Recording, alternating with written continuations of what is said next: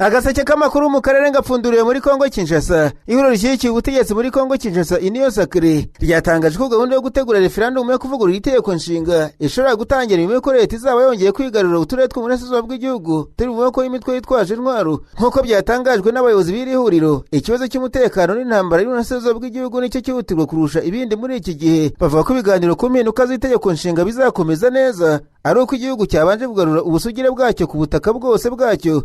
Mu mezi ashize Union Sacrée yatangije gahunda yo kwakira ibitekerezo by'abaturage, amashyaka ya politiki, amadini, imiryango itegamiye kuri leta n'impuguke ku byerekeye ivugurura ry'itegeko nshinga rya 2006. Raporo yakusanyijwe yashyikirijwe perezida wa Kongo Kinshasa Félix Antoine Tshisekedi Tshilombo. Ariko iyi gahunda yakomeje guteza impaka abarwanya ubutegetsi hamwe n'amashyirahamwe amwe n'amwe société civile bavuze ko ishobora gufungura inzira yo guhindura amategeko ajyanye n'imiyoborere cyangwa se manda za perezida. Hari n'abayobozi ba Kiliziya Gatolika muri Kongo bagaragaje impungenge ko iri vugurura rishobora gukoreshwa mu nyungu za politiki aho gukemura ibibazo byihutirwa igihugu gifite. Umuryango urengera uburenganzira bwa muntu Voix des Sans Voix wasabye perezida wa Kongo Félix Tshisekedi kugira uruhare rwe bwite mu kugabanya ubushyamirane bwa politiki buri kwiyongera mu gihugu kubera impaka zerekeye ivugurura cyangwa se ihindurwa ry'itegeko nshinga. Mu itangazo ryasohowe Kinshasa ku itariki ya 24 Voix des Sans Voix yavuze ko impaka zikomeje kubijyanye n'itegeko nshinga rishobora gutuma amakimbirane ya politiki arushaho gukomera ndetse zikaba zanateza ihohoterwa ry'uburenganzira bwa muntu niba nta ngamba zo gutuza ibintu zifashwe vuba. Uyu muryango uvuga ko perezida Tshisekedi ari we muntu uri mu mwanya mwiza wo guhuza abanyekongo no kubungabunga ubumwe bw'igihugu cyane cyane mu gihe igihugu gifite ibibazo bikomeye by'umutekano muri Burasirazuba bwa Kongo. Voix des Sans Voix yasabye abayobozi n'abayoboke babo kurinda amagambo ashobora kongera amacakubiri hagati y'abaturage muri Kongo.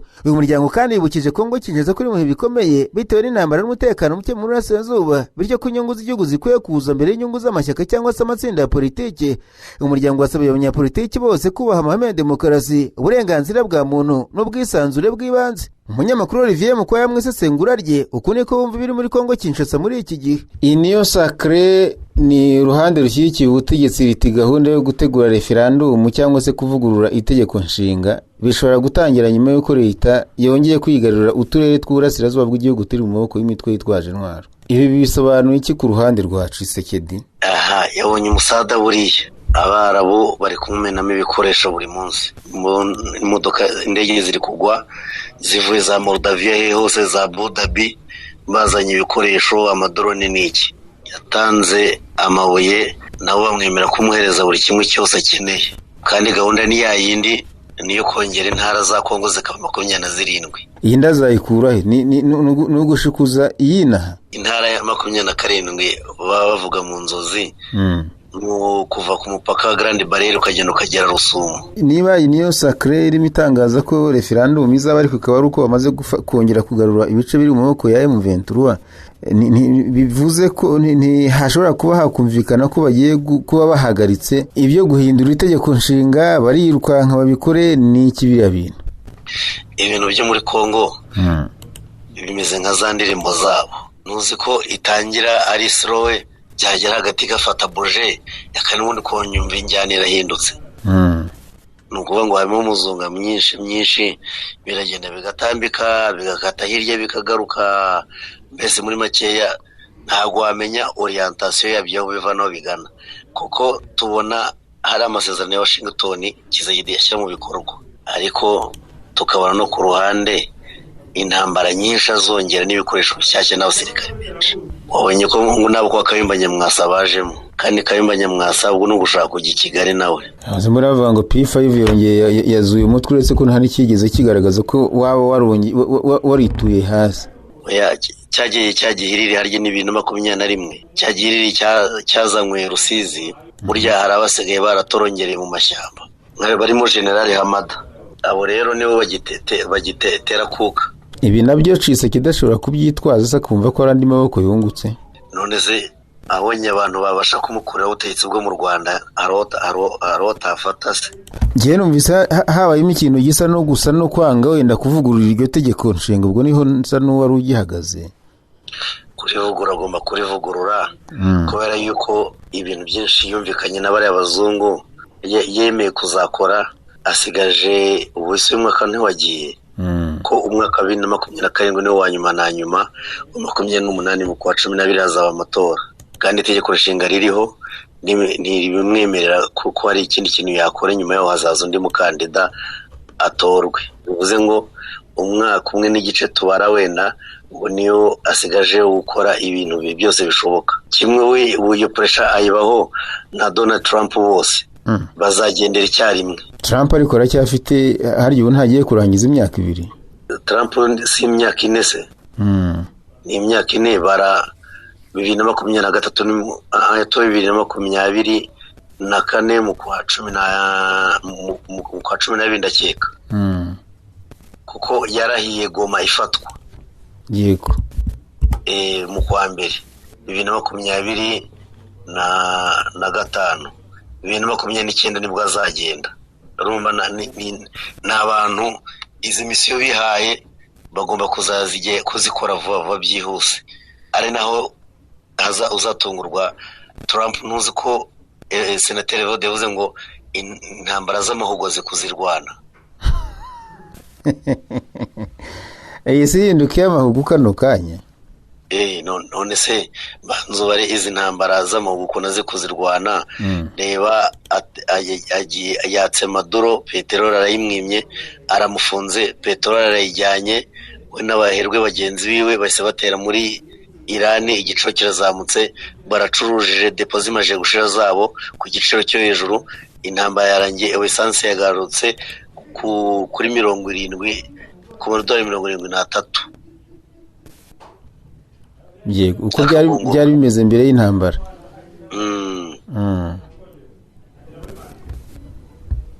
Unozo batadukozemo akazi cyane.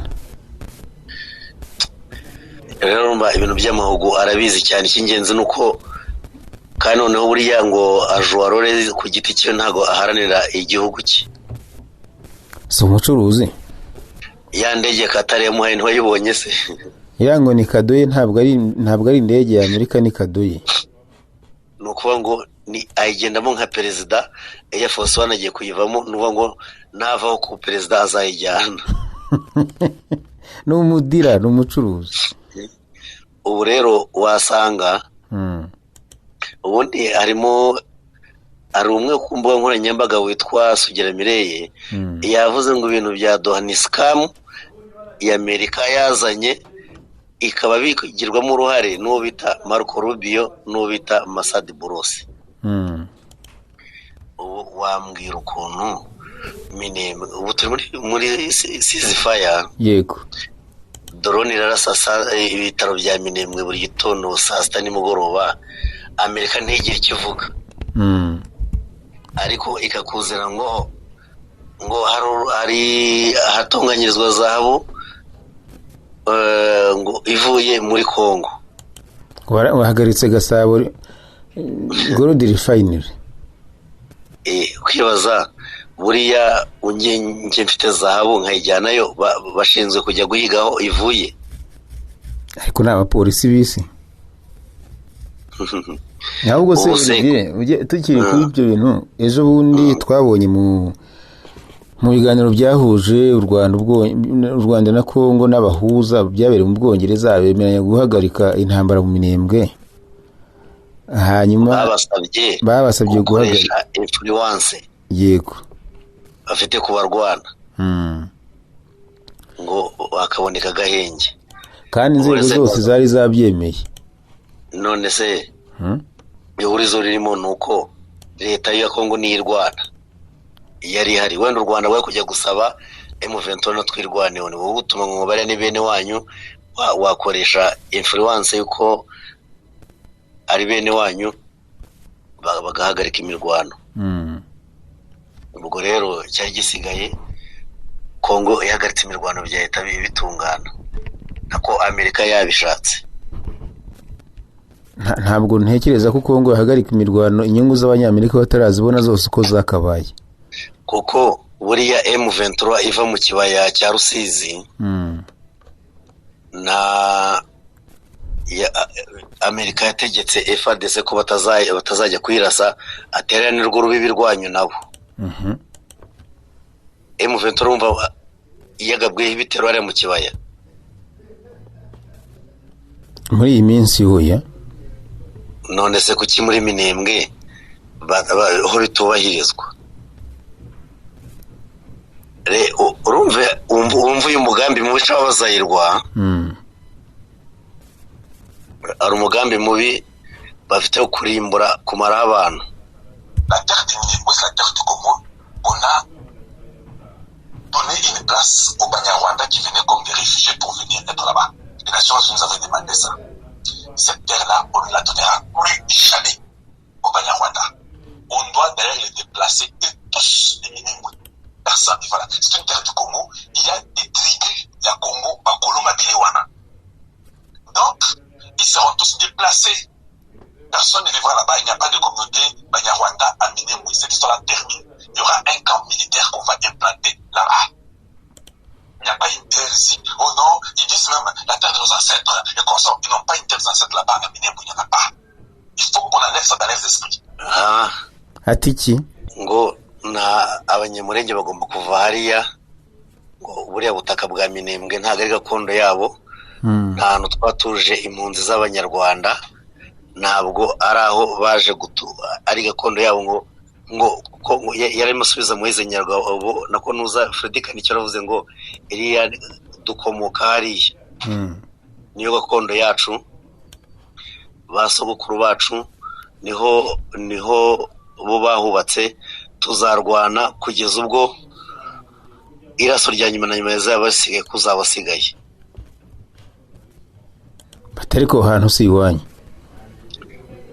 Bagomba kubakamo ikigo cya gisirikare. Amasezerano ya Amerika avuga iki ku Minembwe? Minembwe buriya hariya mu Minembwe ubundi hariya abanyamurenge bagiyeyo mu 1600, ariko ntago hari muri Kongo ntiyabagaho. Kongo ibayeho nk'igihugu mu 1885. Yego. Hariya rero ni hari muri Kongo, ni kimwe nk'uko hari abaturage bandi baje bose. Buriya Kongo ifite ibyo bibazo ku mipaka. Ku mipaka yabo n'u Rwanda hari abanyarwanda b'amakeka, abo ntibemera ubwene igihugu bwabo. Iyo hepfo mu bibaya harimo abarundi bitwa nango abarundi. Ari nono ababembe, hari ababembe bo muri Tanzania n'ababembe bo muri Kongo. Kandi icyo gihugu kigasanga kitemera double nationality. Nukuvuga ngo abantu n'abafungikisha benshi bavuga ikinyarwanda, hari ubasangaga afite indangamuntu yo mu Rwanda n'ikarita ya Kongo, kuko mu Rwanda ibyo ntago ari ikibazo. Ari wo Kongo ituhinduka umugambanyi ugambanira igihugu. Ubwo rero Minembwe hazabamo resistance, ariko hariya abanyamurenge nabo bafite inkomoko ku Rwanda. None se dosiye ya General Gasita ntuyibuka? Ndayibuka bamwanga ngo yaba ari umugambanyi kuko ngo ari umunyarwanda. Ni ibyo ngibyo batera hejuru. N'ubungubu bamaze iminsi batsindwa, bakavuga ngo bishobora kuba biterwa ngo na ntuza n'uyu uherutse mu Minembwe, uyu ntuza, uyu Kongoro. Uzi ko afite indangamuntu ze yo muri Kayonza yo mu Rwanda. Ubwo yafatiye Kayonza. Ubwo akaba umunyekongo ateze ku mugani w'abanyekongo. Nyine icyo nicyo kibazo, kutemera amateka. Burya iyo ushaka kwemvanta ibintu nugendere ku mateka, icyo akwereka ng'urugero ko abanyamurenge bahungiye mu Rwanda. U Rwanda rwari kuvuga ngo muri impunzi, umusubiri wanyu cyangwa mugire mute? Ntago byari bukunde. Ntibize nibahawe buruse bakajya ku ishuri nk'abanyarwanda bose. N'abafite ubushobozi mu nzego zitandukanye bafitemo imirimo. Si abacamanza benshi, si abarimu, si iki mu Rwanda ntibafite indangamuntu. Abahanzi bose baho ntibitwa ko ari abartiste Rwanda. Yego. nta kosa riba ririmo rero iyo ubisa abanyarwanda kimwe n'uko ko bita abanyekongo ntabwo nta kosa ubukoze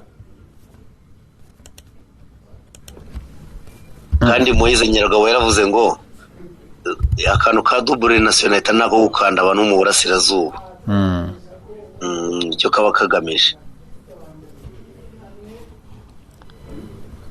None iki kibazo kiraza kurangira gute se? Kuko ubundi hari umuryango witwa VSV Voix de Sans Voix. Uwo muryango mu binyamakuru nka Radio Okapi barandika ko ngo umuryango wasabye Perezida Tshisekedi guturisha iki cyuka cya politike kimeze nabi kiri mu gihugu nk'umurinzi mukuru w'itegeko nshinga. Bati ibyo bintu byo guhindura itegeko nshinga agira ikintu ukora. Hari imyigaragambyo itegerejwe ku itariki 8 z'ukwezi kwa karindwi. Nahoze mbona irimo abanyapolitike benshi binavuga ko ushobora kuzaba mibi. Kongo Kinshasa ibona igisasi irimo yizirikaho muri kino gihe cyangwa twenda tubibona kubera ko tuzi ingaruka ibibazo bya politike biteza abaturage. Iyo ushobora gusanga objectif ari ariko murashobora gukora desordre akayiteza ari cyagambiriye. Ese ubu dukurikije iyi klima ihari muri Kongo tukanakurikiza ibi by'amasezerano nk'ubwo twavuze tuvugeje ubundi mu Bwongereza bati muturishe intwaro minembwe mu kandi kanya u Rwanda rwafatiye ibihano kubera ko rurimo rurasahura Kongo. Hari icyizere ko ibi bintu uyu mwuka mubi uri mu hagati y'ibihugu y'intambara mbese umuntu aramutse wenda avuze gutyo ishobora kuba wabona ishobora kuzarangira? Nta kintu kitagira iherezo. Yarangizwa ite bene ubona badashaka kurekura? Abantu bazarwana abazanisha abandi baziyakira. Ko bizaba ibibazo? Abantu bazarwana bamwe banesha abandi. Ko bizarangira? Birangira habayeho kumanika amaboko. Minembwe bazarwana twirwaneho na M23 babasha kwirukana guverinoma n'abari abasirikare bandi bazagira ubwo hazaba habonetse umutekano bazaba babatsinze. Ariko ibikorwa nk'ibi by'abanyamerika byo bajemo ubu intuza nibita ku gahinda n'intuza n'abaturage bapfira muri ibi bintu. Urebonye nk'ibintu biri kubera mu Minembwe Amerika icecetse biba byoroshye. Amerika ibujije leta ya Kongo abaye ibitero byabirangiye ariko ntibyakunda buriya izi ntambara burya ngo ziba no kugira ngo bagabanye ubwiyongere bw'abantu.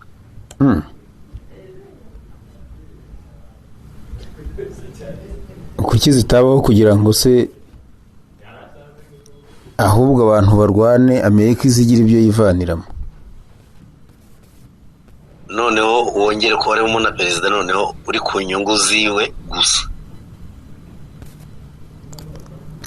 Ariko ibi bintu kuvuga ko perezida afite inyungu ziwe kandi ari ibintu bireba igihugu birasuka kubyegereza umutima cyane. None se ubaze nk'intuza tukabara ngo ubu kampani zizaza gucukura amabuye ni izahe? Ni Nyamerika Kameme. James Bezos azaburamo. Ashwe. Aba bakire bose b'inshuti ziwe bazaburamo. Hazaburamo wenda n'umukwe we. Umukwe we ntabwo yaburamo. Umukwe we uyu muhungu witwa Michael Burrows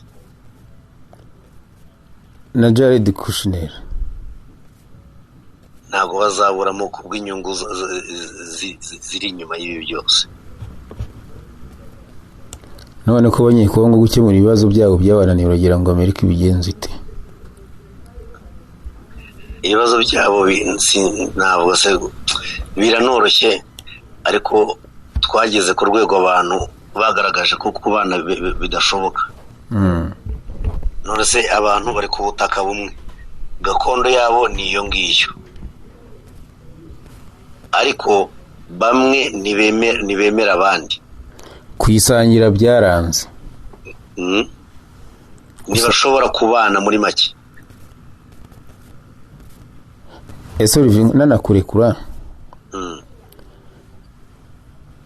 ikigaragara cyo itegeko nshinga rizahinduka, dukurikije amadisikuru avugwa ibice bimwe bizahita byomora kuri Kongo. Twavuga ko igisubizo cy'amahoro arambye kizaba kibonetse. Cyaba ari igisubizo, kuko abantu ntibazongera kurwana, baba bapfiki. Ubundi abaye muventura kuri Donald Trump we bariya baroroshye, icyo barwanira ni ubutaka nta kindi. None se kubize muventura irwana ishaka kuvanaho Kisekedi, ko ariko iyo bavuga ngo ubutegetsi butemewe bwa Kinshasa se bakavuga ko iyo regime ari ilegal. Nkeka ko ubu ngubu hari ibintu bitandukanye. Muri ibihe turimo icyo bita AFC ukibona ukwacyo na muventura ukwacyo. AFC yaje ubona ari nk'abazayirwa baje kwiyomekaho kuri aba bavuga ikinyarwanda ko ari abarwanyi kugira ngo bagende. Uzi ko bari bafite na gahunda yo kujya Kisangani, barenze Warikare. Yego, kuva Trump yabizamo ntiyabasubije inyuma, soko yaravuga ati abangaba bare barwana ndabizi, bare ntago bashaka gukuraho, cyo bashaka n'ubutaka bwabo n'ububahereza, ntago bazongera kurwana. Kugira uburenganzira iwabo. None bariya bazayirwa se babiyunzeho bo ntibishobora kurangira nabi, ugasanga abantu bari kumwe muri revolution barongeye babaye nk'abajya gucanamo kabiri. Urashobora kuzisanga muri Sovora RDC. Bariya bazayirwa bo ntibashobora kuzajya muri Sovora RDC wavugani. None ko ibindi bireba abo muri Kivu. Kandi ikindi bikanakomplika cyane kwibaza ko ibintu bishyirwa mu bikorwa bene byo batarabigizemo uruhare, nacyo none bakibazaho. Muri hari ukuntu bananga bazongera bakihuza n'abacitse Kisekedi mu myaka iri imbere. Nanga nafite ibibazo nk'ibyaba Makenga, kuko ba Makenga bashobora gusubirana ubutaka. Nanga se we iwabo ko nawe buriya heritage ye ari ntuza, ari Sudani y'Epfo nawe. Nicyo ndimo mvuga nyine, ntabwo dushobora kuzisanga habayeho izindi revolution kugira ngo umuntu wese agire ikintu. Hari umunsi ibintu bizaturika, kandi ubona itegeko nshinga nicyo rizagira, niryo rizabikora.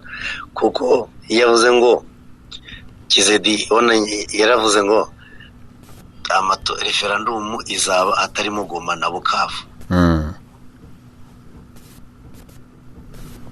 Ubwo rero n'ubuvuga ngo bahise ni nabyo ejo barimo bashinja abasenyeri gatolika ngo mwebwe murashaka mumufatanyije n'u Rwanda na Kabila.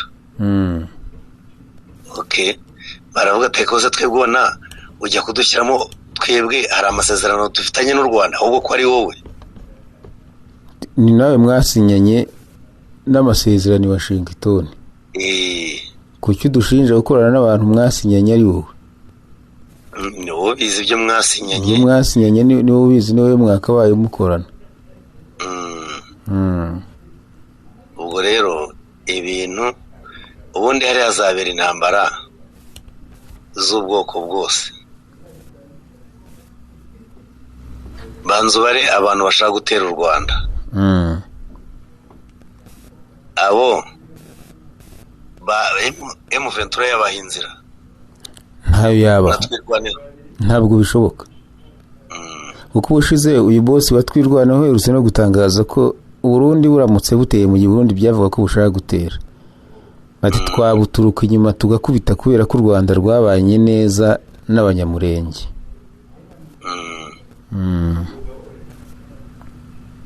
ubwo urumva igitero cyaturuka hariya ntigishoboka.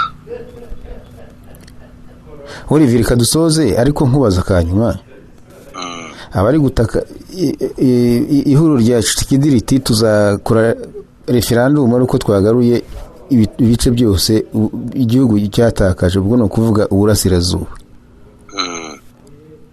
Les voix de sans voix bati nyaboneka president we murinzi w'itegeko nshinga haguruka kugira utuntu wikorera.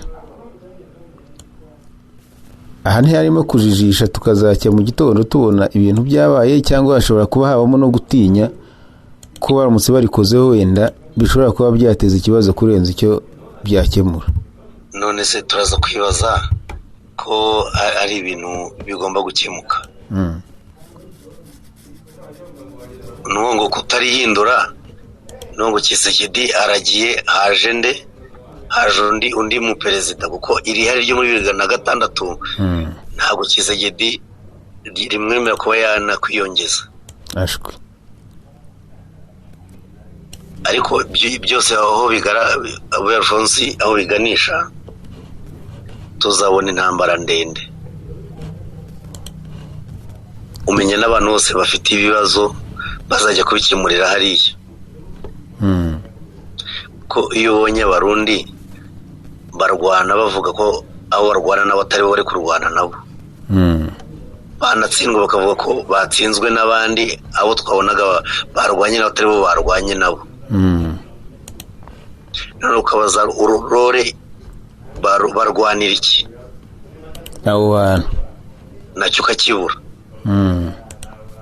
Ariko wajya inyuma ukabona abo bafitanye isano nabo bari muri icyo bita mu kibaya. Bakibaza abantu bazatujya hejuru muri plateau hejuru tuzaba dutekanye. Ashwe. Buri uri muri plateau hejuru Bujumbura yicanye amatara uyireba hirya. Wakohereza akantu. Kuri none nkibaza se abantu ntago bakwemera kubana n'abandi urese akamenye ibyiwe nundi akamenya ibyiwe bagahuzwa n'inyungu. Biramutse bikunze babikunze se. Icyo rero ni ikibazo kiziramo abantu bikaba ikibazo gikomeye cyane. Nungu urumva hari umugambi wo abanyamurenge bizi ntago bakwemera kuva kuri gakondo yabo. Kandi mwe muri rwego murashaka kubaka ikigo cya gisirikare. Ubwo nukubakuraho burundu nukubica. Kandi nabo ntibaboshya amaboko. Abarundi bamaje gupfusha abasirikare ku buryo kwikura mu ntambara ntibabibasha nabo. Icyo baba batsinzwe ubuhemu kandi bari no kukiraka. Kandi kukwitindamo ni nabwo CNDD-FDD ishobora kuzirangiza cyangwa ubwayo bakaba indora perezida bagafata undi kuko amakuru ahari nuko ari perezida wabo ujya mu ntambara zo muri Kongo umugaba mukuru w'ingabo atabishyigikiye. Jean yahoze mbona bamubika ngo mezina nabi kubera ko ngo ashobora kuba afitanye ibibazo na CIS. Kandi ukabona deal z'abasirikare b'u Burundi hari uburyo perezida Kisekedi ahura n'u Burundi babyita ngo n'uruzinduko rw'akazi. Iyo gutungure ko ahitabaho nanone nyuma y'icyumweru uko ngo yamuhereza ari imbumbe mu ntoki. Izo si propaganda z'abanyamakuru binaha. Nta transfer ibaho. Iyo yavanye uzajyana kuri banki yajyana mu rugo abika. Oya ahita ajya muri Guinée Equatoriale kuyabikayo. Naguze ko ubutegetsi buriho kuri ibyo bintu ari ubwa mbere kwa Theodore Obiang Nguema Mbasogo. Ibyo bintu byo bita munimba warakurikiye affaire bita Rebye Maraki. Kwa Theodore bajemo cyane ndetse no kwa Omar Bongo. Ubwo rero niko bita bigenda uko byo muri Kongo bizaguma ari vurugu intambara za buri munsi ngubu Minembwe, ni nako hari gutwikwa Masisi. Kuri ligne de front bariteguye, hagaragayemo n'abacanshuro b'iki b'abazungu baje mu hariya gahunda buriya nta yindi Masisi ngo ni Rubaya, n'icyo kintu cya mbere.